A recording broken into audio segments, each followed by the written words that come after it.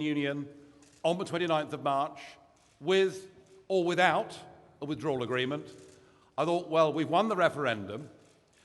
85% of us have voted for parties in the general election who say they will honour the result of the referendum, and then 498 of them have said it's going to happen. I did actually, rather stupidly, for a moment, believe that we'd won.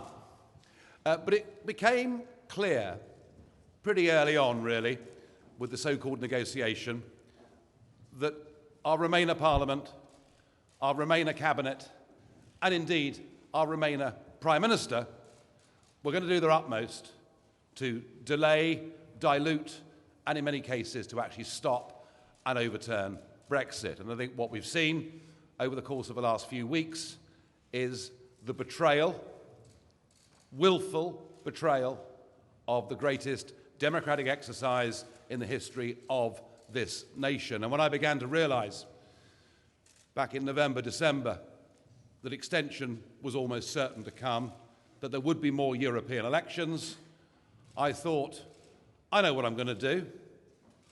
I'm going to set up a party. I'm going to call it the Brexit Party.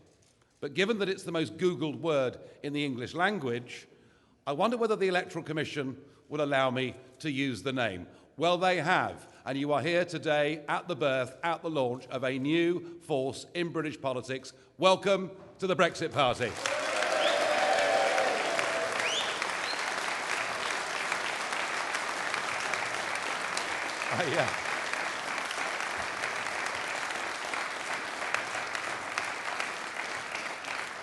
I haven't spent 25 years of my life fighting to raise the issue of why we should be an independent, normal, self-governing country that makes its own laws, has its own courts, controls its own borders. I haven't spent 25 years of my life doing that to simply roll over and to allow a career political class to betray that result without me fighting back. Well, the fight back begins here in Coventry today.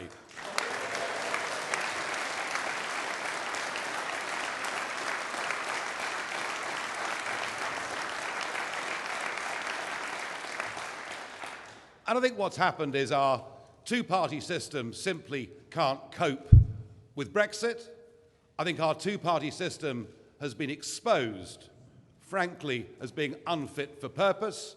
I think we have a parliament that is now completely out of touch with our country. I think politics is broken. And I want to say this. This party is not here just to fight the European elections on the 23rd of May this year. This party is not here to ask people simply to express their anger by going to the ballot box and voting for us on that day. No, no.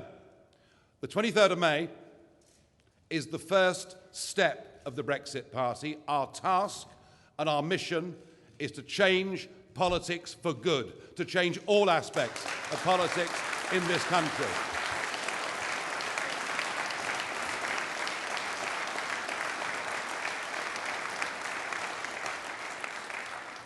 I did say that if I ever had to come back into the political fray, next time, it'd be no more Mr. Nice Guy. And I mean it. I mean it. I mean it. Yes, I'm angry about what's happened. I know lots of people out there are angry. But this is not, as I say, a negative emotion. This is a positive emotion. We're going to use these elections to change things. I said many years ago that I wanted to cause an earthquake in British politics. Well, now, what I'm fighting for, and with your support, what we will attempt to achieve is a democratic revolution in British politics, because that is what we need. Now, even before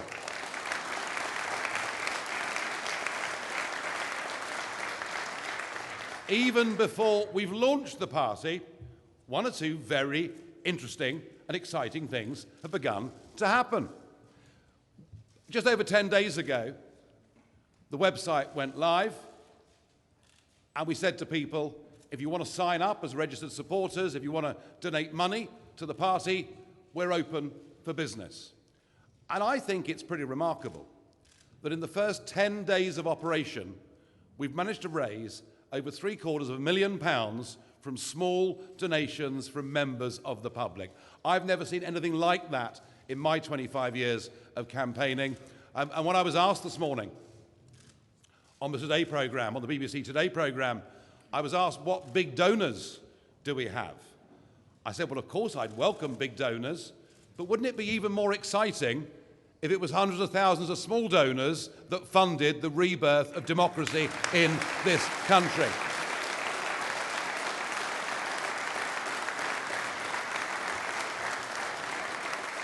Because that is what it's about.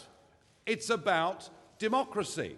Our democratic decision is being willfully overturned, and this is coming in the country that has what was once called the mother of parliaments. And I can tell you that all over the world, our friends, and I do know one or two quite highly placed politicians in some other English-speaking countries of the world, and all over the world, people look on with incredulity because they still think that we're a great country. And the funny thing is that we, the people, still think that we're a great country, but our leaders are happy to continue down the path of managed decline. I genuinely believe right now, this nation, we are lions led by donkeys.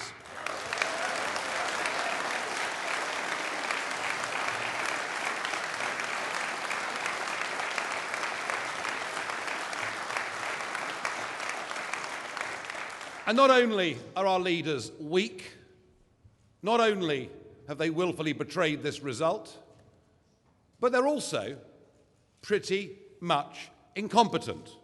They're not actually very good at what they do. They're not very good at anything.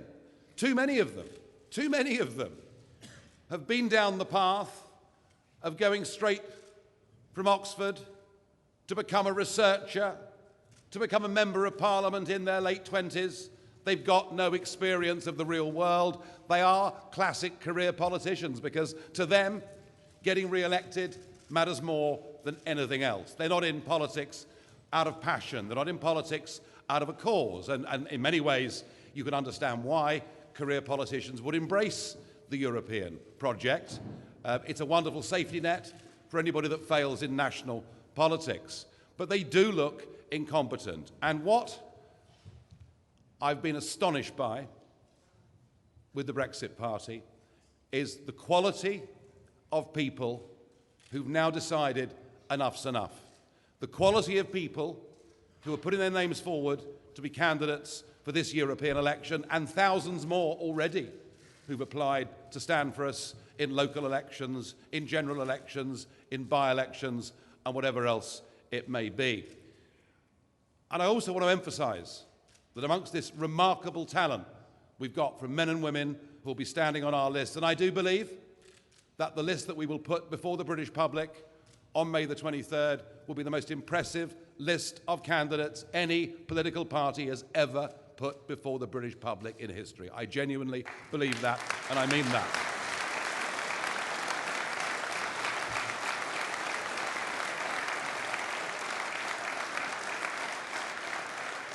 We have many people on these lists who do deals every day, who do deals every week. So it's time the political class who've shown themselves incapable of doing a good deal were pushed aside and replaced by those who know how the real world works.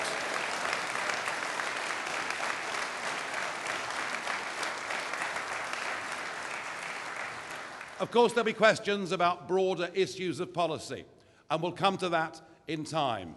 But for now, we are focused on the 23rd of May. For now, we are focused on this question of democracy, this question of trust, and indeed, this question of competence. How are we going to do? Well, I don't know. But I have been to the bookmakers this morning. And I remember in the run-up to the referendum, when it was 4-1 against Leave winning, and I went into a bookmakers in London and put down a bet on how everybody thought it was so terribly funny. Well, I did manage to collect my winnings.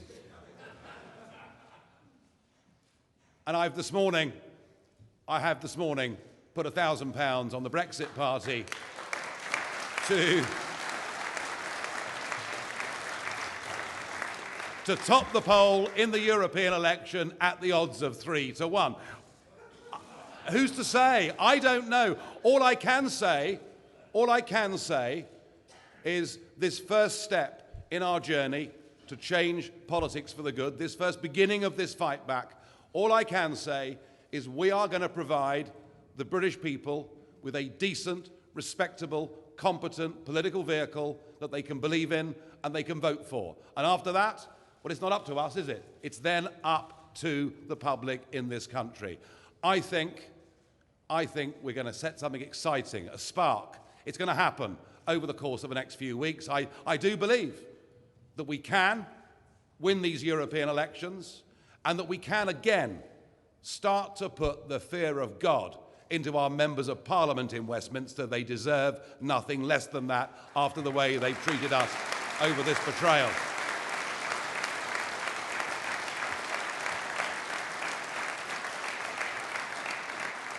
I really do believe that Britain needs the Brexit Party, and we'll do whatever we can over the course of the next few weeks to provide that respectable vehicle for those who want us. And let's just remind ourselves what this referendum was about. It wasn't about some economic prognosis from the CBI that we might be worse off, or a view of many of the entrepreneurs that support us that we're going to be a lot better off. It wasn't about that. The referendum was a very simple choice. Did we wish to stay part of a political union, or did we wish to become an independent, self-governing nation? And we, Leavers in this country, none of them have changed their minds. In fact, in many ways, the Leave vote has hardened in this country. And there are equally many people who voted Remain, who believe that democracy is so fundamental to this country, to who we are as a people, that unless the will of the people is carried out, something would have changed in our nation forever. So I think, with a bit of luck and a following wind, trying our hardest, I think we can turn this around. I know this is a battle that we shouldn't be having to fight, but we are having to fight it, and we are going to win it.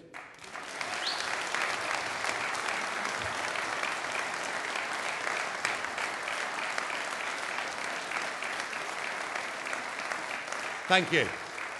Now let me introduce you to a selection, just a handful of the 70 candidates that will be standing for us in England, Scotland and Wales on May the 23rd. And can I please welcome to the stage Annunciata Rees-Mogg.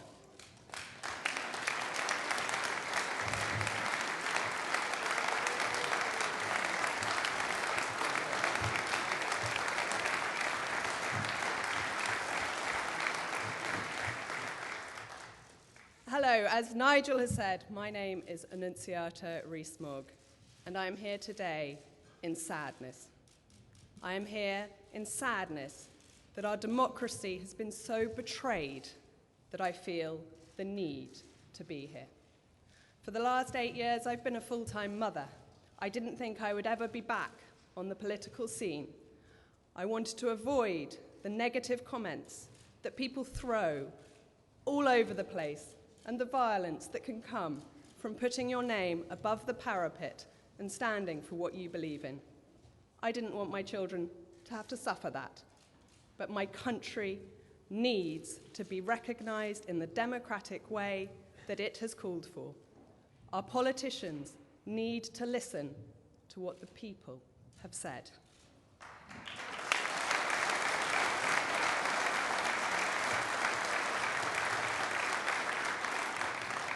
I joined the Conservative Party in 1984.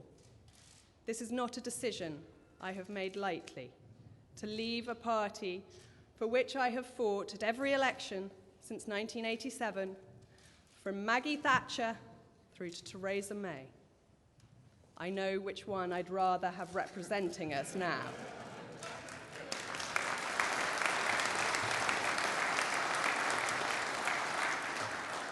Within the Conservative Party, there have been good times but there have been quite bleak times where I wondered what our leaders were doing, and I had serious questions. But I stuck by them through thick and thin. But at the point at which our Prime Minister will not listen not only to her membership, but will not listen to the people of her country, 17.4 million of them, many of whom had never voted before, but believed in bringing back control, I can't sit by and let her do it. It is our fight, and we must fight to win.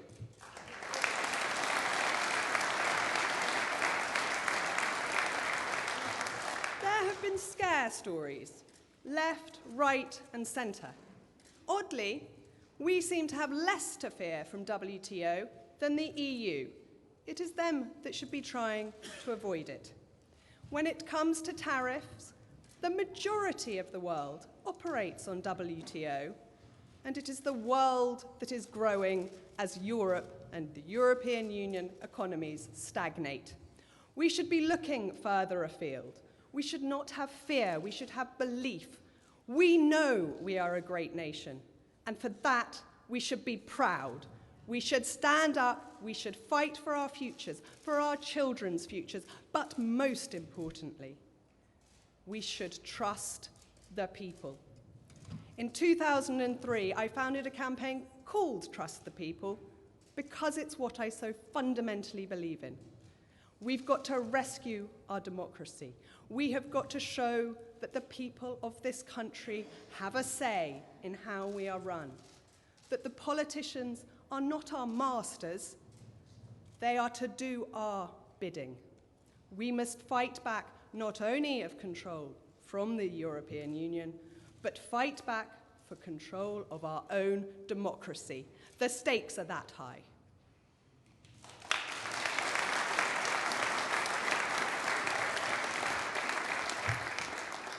This is a fundamental moment for all of us, for our futures, and to shape how things go forward. I cannot put up with the despondency on the streets.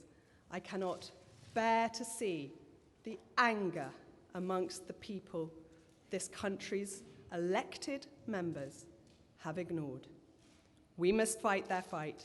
We must win the fight. And we must leave for a greater future and better politics. Thank you.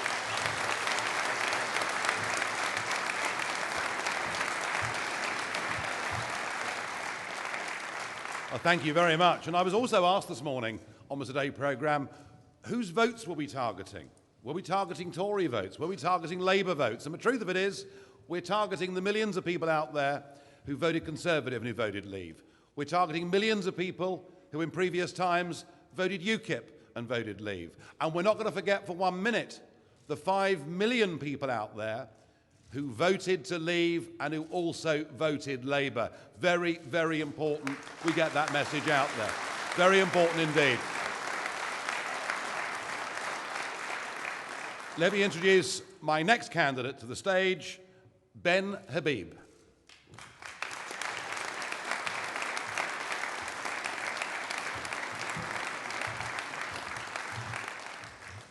Well, thank you, Malcolm, for welcoming us to your industrial facilities in the heartlands of the manufacturing sector in Great Britain. I am delighted to be here. My name is Ben Habib. I'm founder and chief executive of a company called First Property Group. I've been very politically aware all my life. I've been a Tory voter and more recently a Tory donor. I've never been politically active. But the reason I have stood up today and joined the Brexit Party is essentially because of this document. I just want to remind you all about this document. It was a document that David Cameron circulated at a cost of £9.4 million in the run-up to the referendum. 23 pages long, 22 pages dedicated to all the fear that we must take on board if we were to leave the European Union. But two very critical points were made in this document. The first was, and I'll just read it to you, the government will implement what you decide. And secondly, that this is the vote of a generation. The government didn't proceed to deliver what we decided. The government proceeded, well, in David Cameron's case, he resigned virtually immediately. Theresa May made a couple of good speeches at the outset, which was very encouraging for people like me. And then she proceeded to slip slide to the awful position in which the United Kingdom now finds itself. I do deals for a living. That's precisely what I do. And the last thing I would ever do is take no deal off the table. It's absolutely bonkers.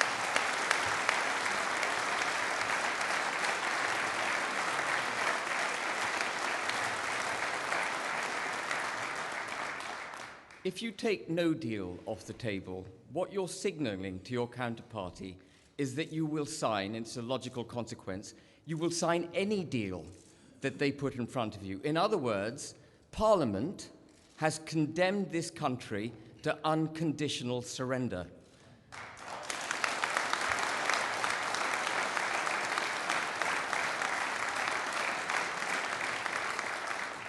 I have a 1-minute warning, so I've got to be brief. But I want to talk very briefly about the economy. The whole Remain argument centres on the economy.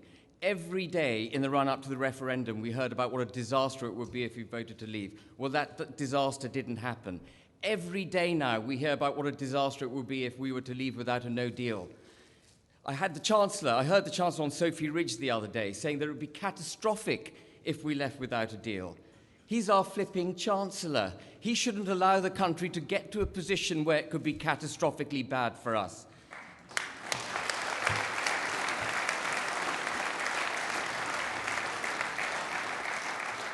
But let me tell you, there is nothing to be feared from no deal. People don't trade with the United Kingdom because we're in the European Union. They trade with the United Kingdom because they want to buy our goods. They want to sell us their goods. Trade deals are not a prerequisite for trade. They're just a nice to have. We will be absolutely fine without a deal with the European Union. I've run my business successfully through the boom period as well as the credit crunch. Economies change. Markets change. Legislation changes. Social behavior changes. Buying pattern changes, internet and the technological environment in which we operate change.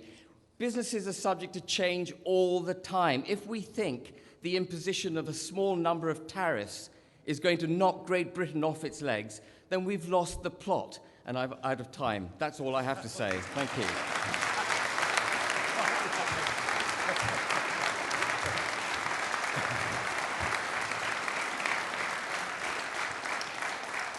Well, just to back up Ben's point, as Malcolm Penny showed me around the factory this morning, I saw some of the spray painting work that was going on, and I said, well, where are those goods destined for? The United States of America, with whom we trade under WTO rules. It's not that difficult, really, is it?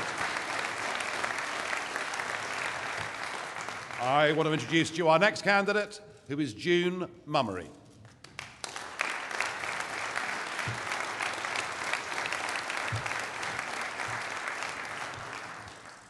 Good morning, ladies and gentlemen. Good morning, Coventry. My name is June Mummery, business owner and founding member of Reef, Renaissance of the East Anglian Fisheries. I represent fishermen from King's Lynn all the way down to the Thames estuary. I have been fighting continuously for the past 2.5 years to secure a brighter future for our coastal communities post-Brexit, which have been left behind by governments past and present. I want to ensure this changes. Brexit is a golden opportunity to rejuvenate our fishing industry, realise our vast potential to become as successful as Norway, Faroe and Iceland. We have a vision and a sustainable plan to make our coastal towns prosper once again. We must take back full control of our precious ocean and the fish within it. There are billions of pounds worth of fish to be caught and processed in our country, creating jobs and wealth. One job at sea produces 8 jobs on land. The UK fishing industry could be worth a staggering 1.6 billion catch value and 6.3 billion net to plate value. I have lobbied hard towards the banning of electric pulse fishing, exercised by the Dutch fishing fleet in community waters. This barbaric, unethical method of fishing kills the biodiversity that makes up the very ecology of our sea. Our campaign has been a success. Pulse fishing is to be banned in the sea. Our campaign has been absolutely wonderful. Our campaign has been a very big success. Pulse fishing is banned in our European waters. This is first-hand evidence of what passionate UK citizens can achieve when we work together.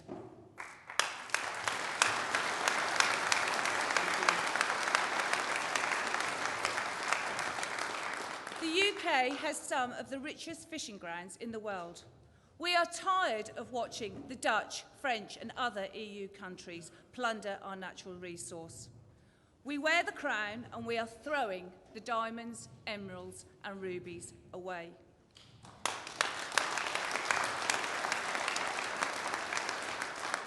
We must scrap the common fishery policy, take back full control of our waters and take full control of our country and our destiny to make our country great again. Thank you very much.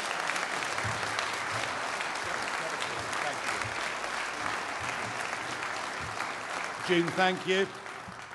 And our next candidate is Alka Segal Cuthbert.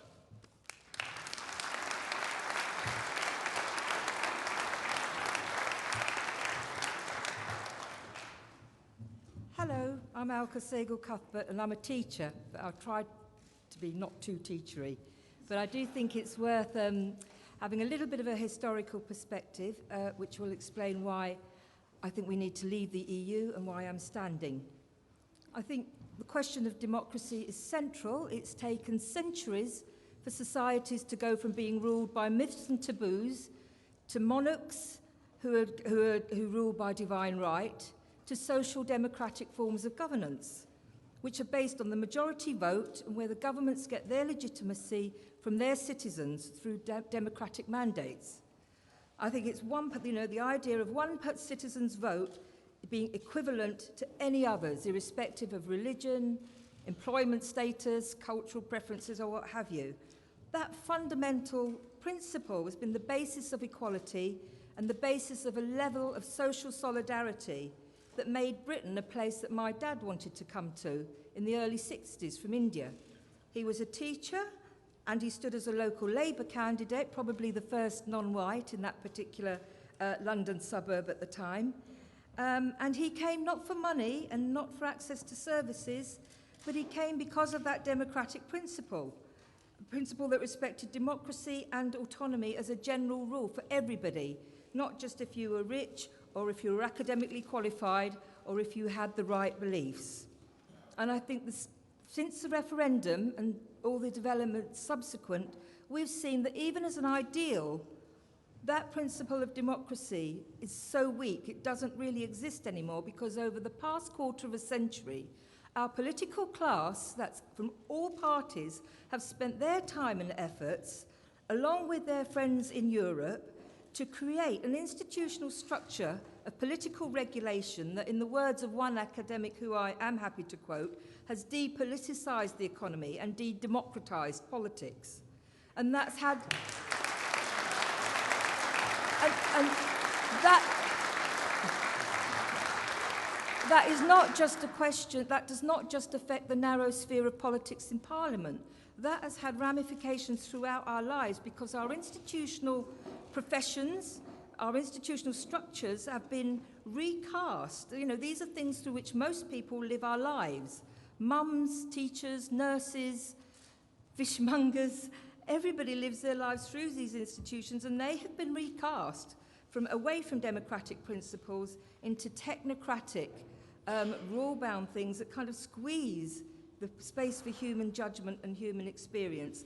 And the effects of that, I think, as a teacher, I've seen how that's affected my profession, and I know people who work in the healthcare, and their profession is similarly affected, not just by material cutbacks, but by a profound demoralisation. And I think it's time to re-democratise and re-moralise politics. I don't think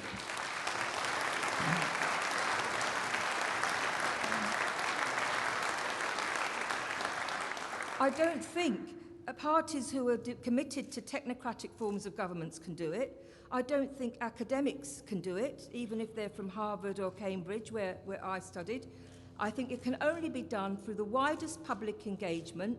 The process has been started already, not by Nigel, powerful as he is and charismatic as he may be to some, but it's actually been done by everybody, and I mean everybody who voted in the referendum, whether it was Remain or Leave, right? And so this isn't just about that anymore. It's about respecting that democratic vote. The Remainers might have been aligned with the political class this time, but if they let this democratic principle go, next time when you vote, who's to say the government will respect anything, right? So it can't be...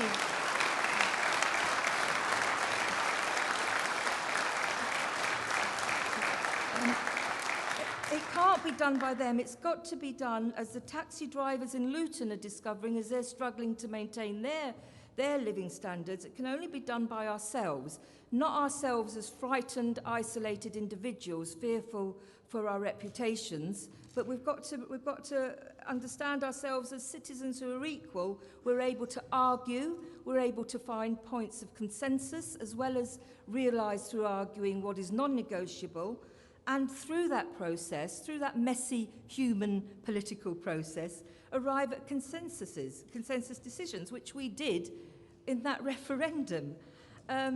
It's called independent thinking, it's called democracy, and I think it's worth fighting for.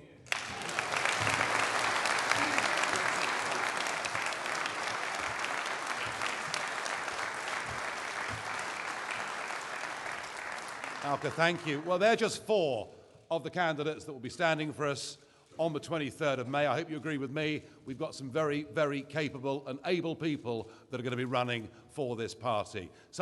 People actually of quality that our voters can go out and vote for. And I think they're all terrific. But there's one more I must introduce you to, our final speaker of the morning, who also is going to be standing in the European elections on our list and takes over from this moment as party chairman, which means I've got far less to do. So I'm delighted. Please welcome Richard Tice. It's all been fine. I didn't say anything. Just carry on. Good morning. Thank you, Nigel. And thank you, firstly, to reiterate the thanks to the Penny family for hosting us here so warmly and generously.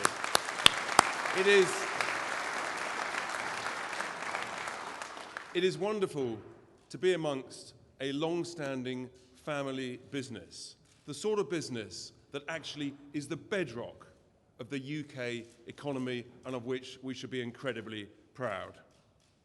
I've been a businessman and an entrepreneur for over 30 years. I've been involved in running small, medium and large companies, including a £1 billion multinational business listed on the stock market where we tripled the share price in just 4 years. I've built thousands of homes. I've been involved in creating tens and tens of thousands of jobs in the construction sector.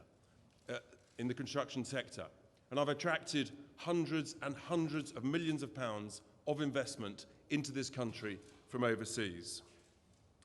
And I've been a lifelong member of the Conservative Party. But like many, I've concluded that, frankly, enough is enough.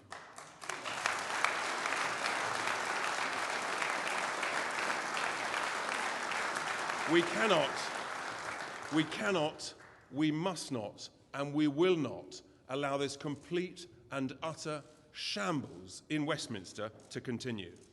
We all know that the UK can do so much better than this.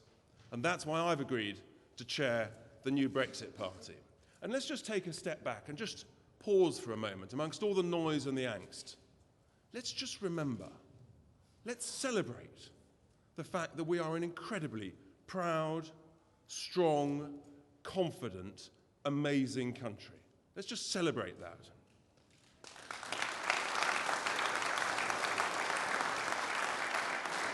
Amongst all the noise in Westminster, we forget we're one of the top 6 economies in the world. We're a permanent member of the G7, a permanent member of the UN Security Council, part of the Five Eyes security network. We're the head of the amazing Commonwealth countries around the world. We have the best trained armed forces in the world, 3 of the top 10 universities. London is the greatest capital city in the world with one of the leading financial centres. These are huge achievements to celebrate. We also, of course, have the greatest football league in the world. And despite all the noise again, people forget. In 2018, thanks to Brexit, this great economy of ours outperformed Germany, France, Italy. We're employing record numbers of people. Unemployment is at record lows. And thanks to Brexit, wages are increasing faster than inflation. So we have so much to be optimistic about. And yet our current crop of politicians seem to be pessimistic. We are poised to go from strength to strength. But that, ladies and gentlemen, requires confident, bold, optimistic leadership.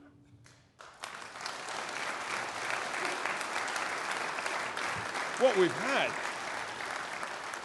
and instead of that, we've seen an utter, total humiliation on the international stage. The absurd sight of our Prime Minister writing not 1, but 2 begging letters to overseas leaders in the space of a fortnight. You literally couldn't make it up if you were writing a fiction book. We have an incompetent government, incapable negotiating teams, and politicians who say and write one thing in a manifesto and then conspire amongst themselves to do dodgy, dirty, backroom deals in Westminster.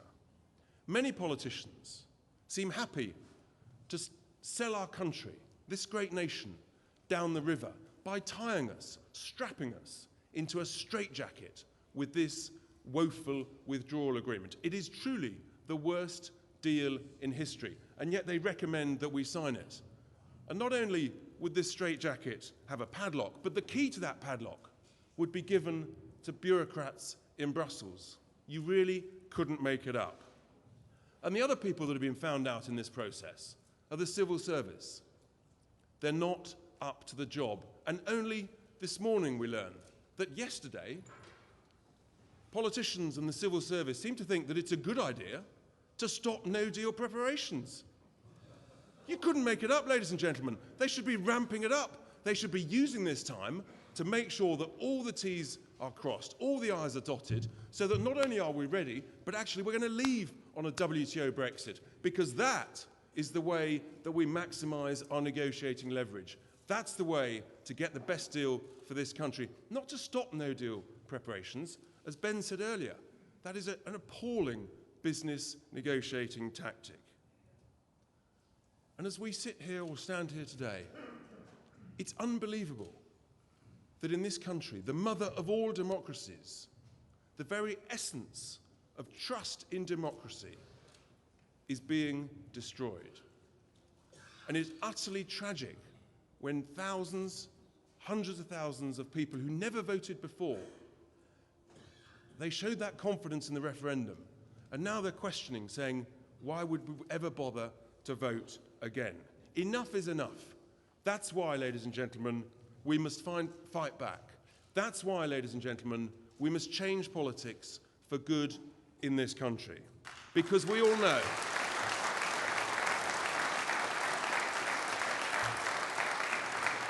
we all know that this country deserves so much better. That's why the Brexit Party is going to do things differently.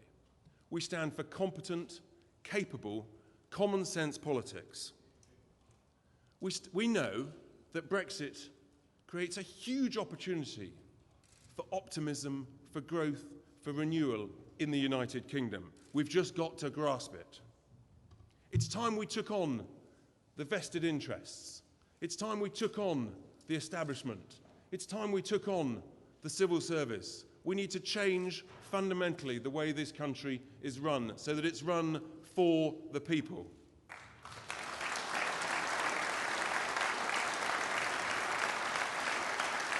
Never again, ladies and gentlemen, should we ever allow ourselves to be humiliated in this way. But if we carry on under this current leadership, we know what will happen. We'll be here on the 31st of October, Halloween night, and we'll be writing another begging letter. It must stop. So that's why we are so proud of the incredible quality of hundreds and hundreds of applicants to stand as candidates for this new party. And it's great to see the first 4 that we announced today. And as we announce the remaining candidates over the next couple of weeks, you will see specialist skills, real knowledge, great experience, success from entrepreneurs, from academics, from doctors, from people from the military. That's the sort of quality that we need to bring into politics to make this difference. And not only did hundreds and hundreds of people apply to be candidates, but it is deeply humbling that thousands and thousands and thousands of people across the country have online made donations to help start this new movement, this new party. That is deeply humbling for those of us that are leading it. And it's also extraordinary, the number of activists and volunteers and local associations of other political parties who've been phoning up saying, can we help? Can we get involved? What do we need to do? We're with you. Just tell us when. Something is changing. There is a huge movement, ladies and gentlemen. This is a time to change politics for good in this country.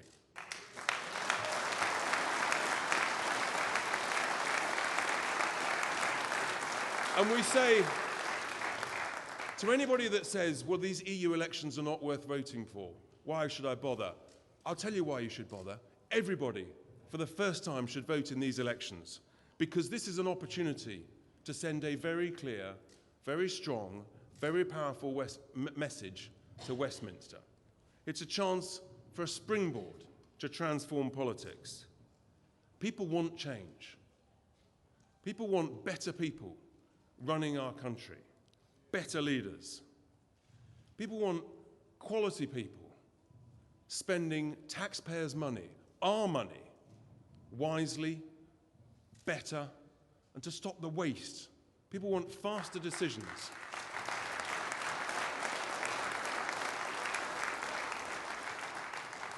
In the world of business, we have a can-do, make things happen sort of approach. And that's what we need for the people running this country.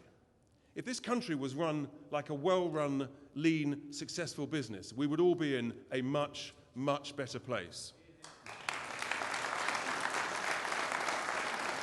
So I say to you, never has the opportunity been greater. Never has the appetite for change been stronger. We can do this. We can restore trust in democracy, which is absolutely fundamental. We can send a very clear, positive message to Westminster. We can make Brexit an incredible success. We just need new, quality leadership. Ladies and gentlemen, let's believe in Britain.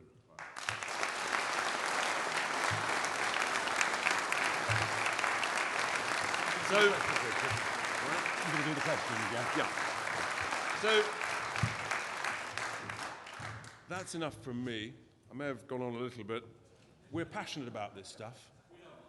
And I'm sure also that no doubt members of the press and anybody are passionate to ask some questions. So who would like to kick off? Hi. I'd like to ask Nigel this question.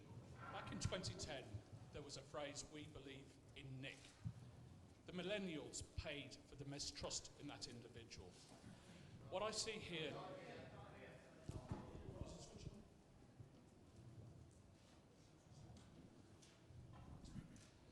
Good morning. Greatly Not on. Microphone issue. Do your best. In 2010, there's a slogan, I believe in Nick. The greatest representation to the millennials, as we know, as a generation.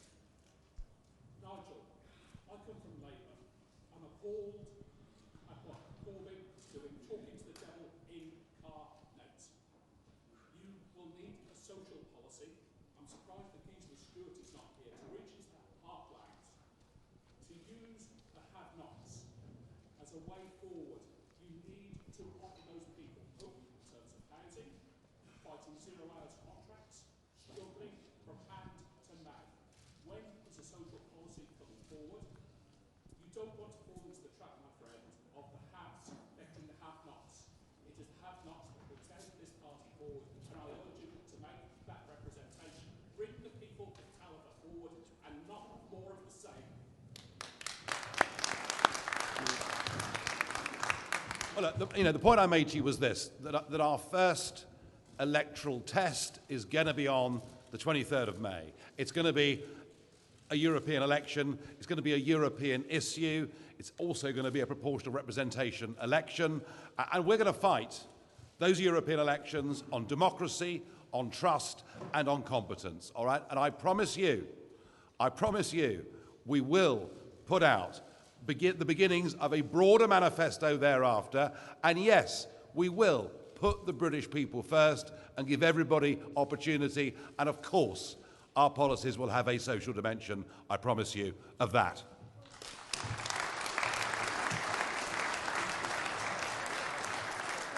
Yes, there we go. Just, Grace, have you got someone just there? Just here?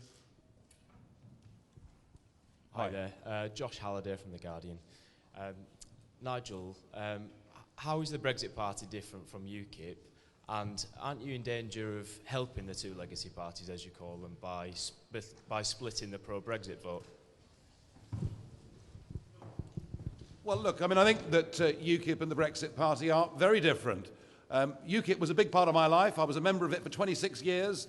Indeed, I gave it many of the best years of my adult life.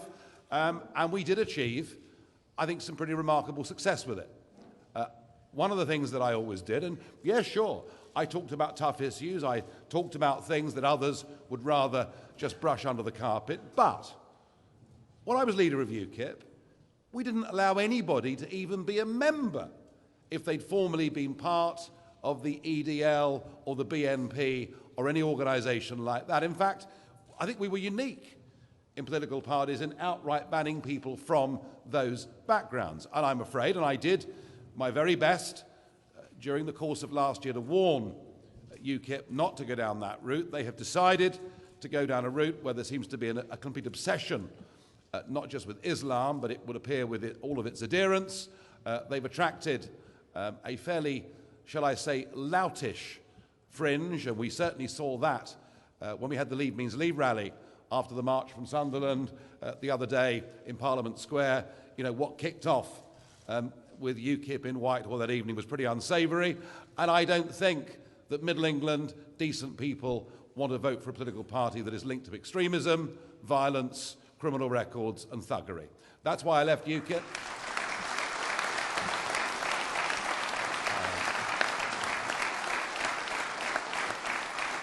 That is why I left Ukip, and it was a difficult thing for me to do. It really was. However, I now look back at it and think, well, maybe Ukip served its purpose. Maybe it did what it was set up to do. It did precipitate that referendum. But the Brexit Party is not here just to talk about the European issue. The Brexit Party, the very word Brexit is no longer just about leaving the European Union. The word Brexit represents a state of mind. The word Brexit represents the great battle of our day, and that battle is the people versus the politicians. That is what Brexit means, and this party is not just about going out with the intention of winning those European elections. It's not just about making sure that that referendum is delivered on. We are about fundamentally changing politics in this country.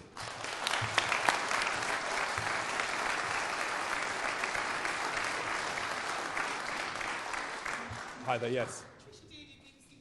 Hi, Trish. Nigel, please, why was it so important to launch the Brexit Party here in the Midlands? Because it's the heart of England, that's why. I mean, I think it's the easiest question I've ever been asked. We're launching it in the heart of England. We're launching it in a successful family-run business. And by doing it here, we're sending a message. We are a party that understands business. We're a party that understands the importance of business. And we're pretty tired of the argument that we hear from multinational businesses and career politicians that somehow business is in favour of the customs union. Business is in favour of the single market. And actually, there are vast numbers of businesses out there that do not want to be regulated at a European level and understand, as we do, there is a bigger, better, more exciting future with a broader world out there. Hi, yes, just here. Hi. Hi Nigel, I'm Mark Cardwell from SWNS News Agency. Just wanted to ask what your feeling is at the moment about a second referendum, and would you be worried that Leave wouldn't win this time? It's another easy question. You cannot have a second referendum until you implement the first referendum.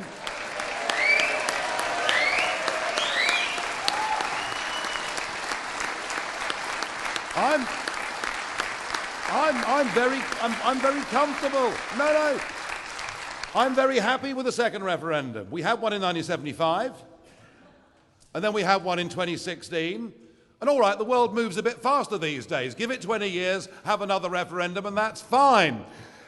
If, however, we're forced into having a second referendum, I think the first thing to say is that the question has to be the right question.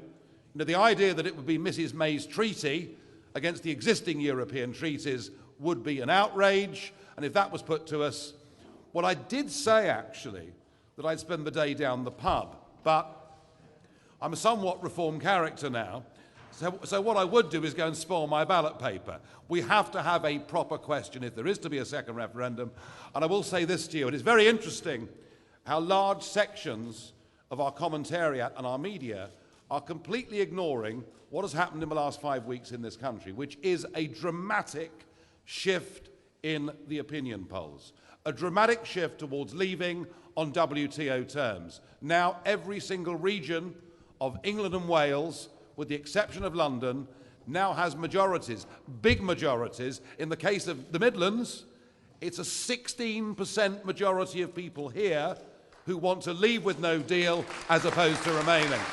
So I think we'd win anyway. Hi. Hi, I'm from the Coventry Observer. You issued a specific appeal to attract business people, people who do deals, entrepreneurs, and to avoid politicians. You're in the traditional industrial heartland, as you've said, and we hear very often from chambers of commerce in the region, from prominent business people, that there is a direct threat to thousands of jobs in this region and market uncertainty caused by Brexit. What does this party say to those people who are seriously worried about whether they will have a job next year? Yeah. I mean, your point about market uncertainty is a well-made point. Absolutely. The longer this drags on, the more this Prime Minister kicks the can down the road, the more market uncertainty there is. I mean, every business has to deal with changing conditions.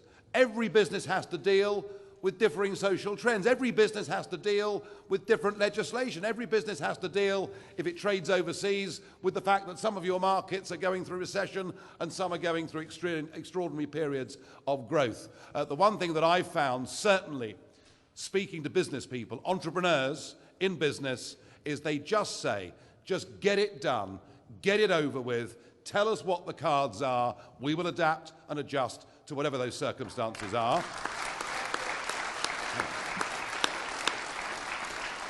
And as for the jobs point, well, you know, we were told by George Osborne, remember him, that if we voted Leave, he would have to hold an emergency budget.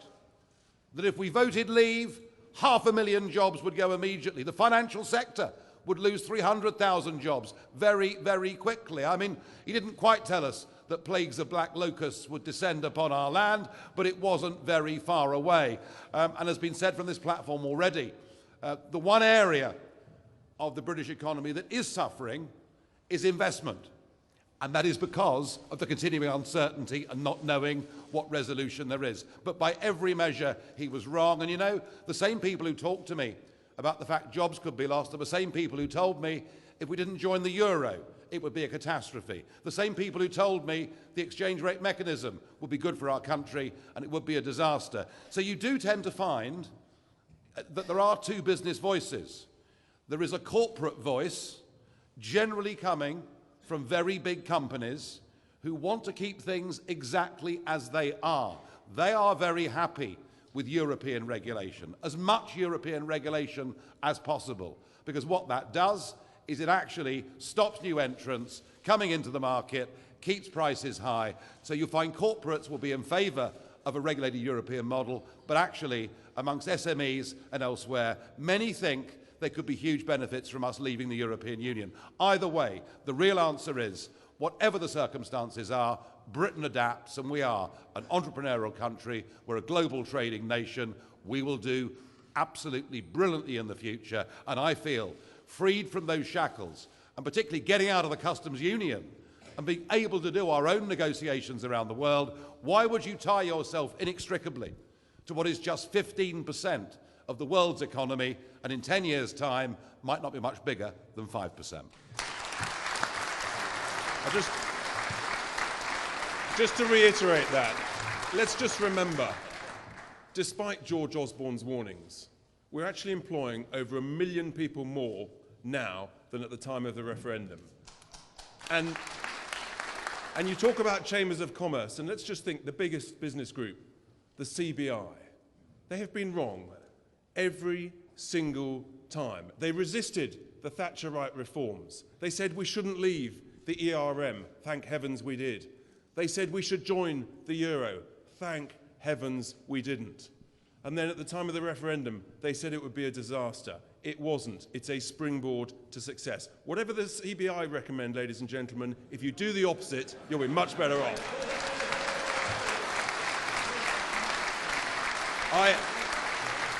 And it is,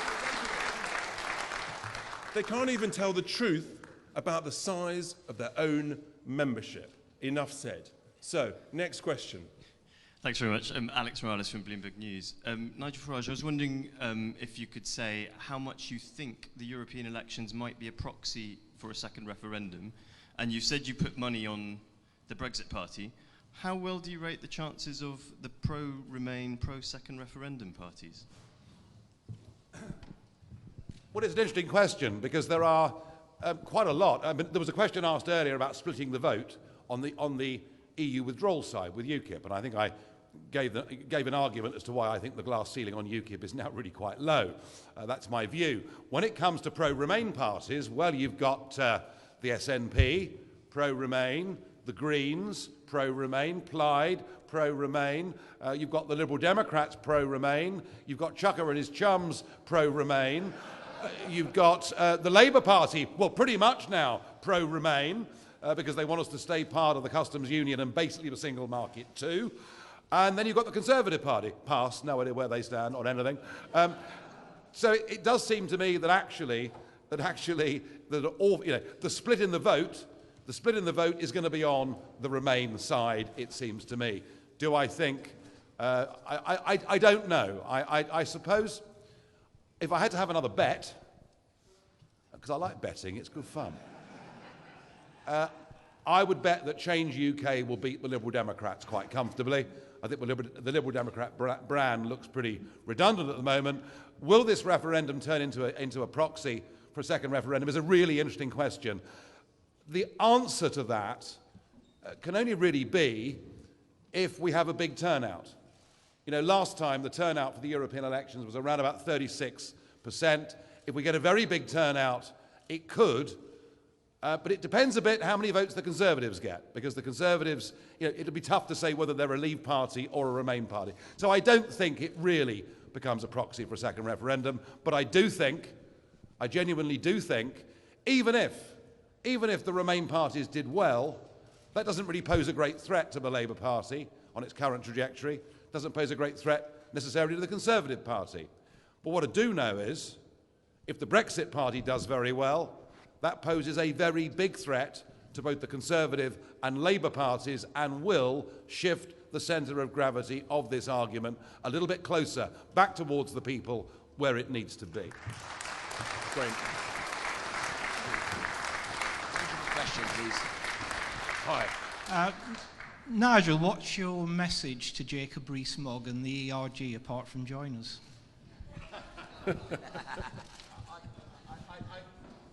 I think that when it comes to questions about the Rees-Mogg family, I may leave that to others to answer this morning. Look, I think just as we had the Maastricht rebels back 26, 27 years ago, the ERG have fought, a very effective rear guard. But in the end, what they've got to decide, as conservative Eurosceptics, is the Conservative Party the solution to the problem, or is the Conservative Party the problem itself? And I decided back after Maastricht that it was the Conservative Party, and indeed the Labour Party too, that are the problem. And look, I think British politics needs to be realigned. I don't think these two parties, frankly, can cope with Brexit. I don't think the two-party system is fit for purpose. And look, I know it's very ambitious. I know it's very bold. But what we are trying to do is change politics for good, completely reshape the British political system. That is our ambition. And do you know what? We're going to try our damnedest.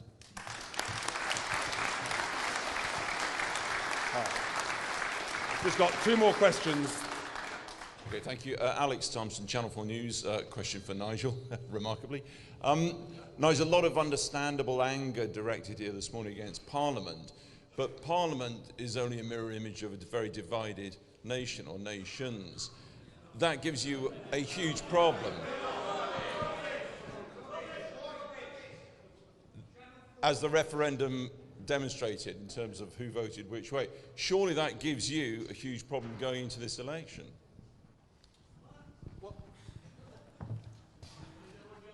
Alka talked about the way democracy works. That you have a majority in democracy and you respect that majority and you wait for next time if you want to get your own back electorally. That is how our system has evolved. It's how it's worked. The reason we have division in this country, some division in this country, is because a substantial number of the big business and political elites refused to accept the result of the referendum. That is why we have division in this country. That is why we have this new breed of person living in Britain, the militant Remainer. But actually ask yourself overall, is this country divided? We have a political crisis in this country, absolutely.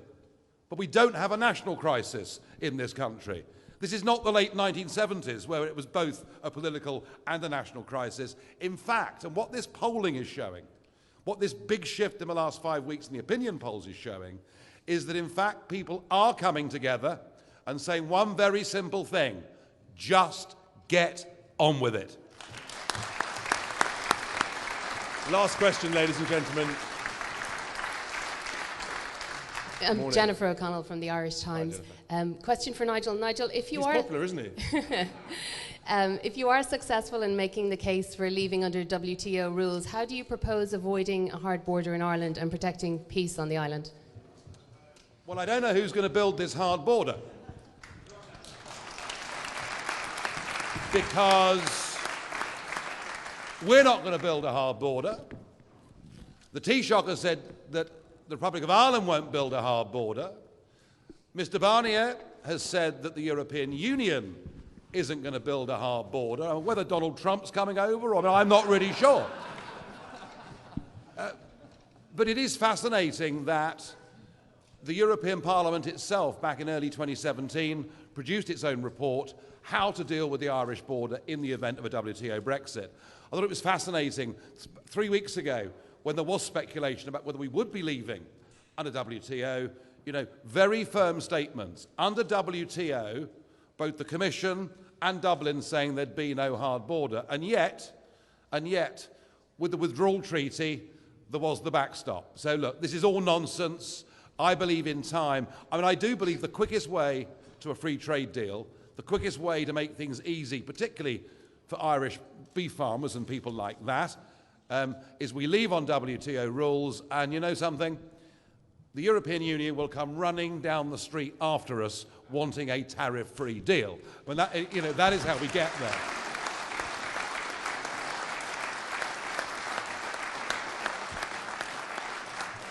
The only other issue, of course, would be product standards. And I understand that, because outside the single market, we would not be subject to the same rules imposed from Brussels. But you know what? After 44 years of regulatory alignment, you know, the day we leave, and actually for a long time afterwards, the products are going to be on the same spec. And you know, because we're leaving the European Union, we are not in this country going to lower our standards to third world level. It simply isn't going to happen. And I think the Irish border, very cleverly, was put up by Monsieur Barnier to be this insoluble problem. And our Prime Minister, and it's remarkable this if you think about it, on the 8th of December 2017, because of a deadline set by an unelected bureaucrat called Monsieur Barnier, the British Prime Minister left Downing Street at 4:15 in the morning to fly to Brussels to meet his deadline. And there, in desperation, she signed up to the backstop, and it's been a disaster ever since. All I can say is I wish Barnier was on our side, not Mrs. May. I'm just going to finish on this point. People underestimate the European Union's own expert in his report on the border said that existing technology could deal with the issue. And it's unbelievable. It's part of the problem that I referred to earlier, that our own politicians, our own civil service, didn't hold them to their word. Instead, they fell for it because actually it suited them. They wanted to create a problem because they want to keep the status quo. They don't want to improve things for the people. Ladies and gentlemen, that concludes our press conference and launch this morning. I just want to reiterate my thanks to the Penny family for hosting us, my thanks to all of you who've come to be with us this morning, my thanks to Nigel and the candidates, and please have a very safe trip home. Thank you very much.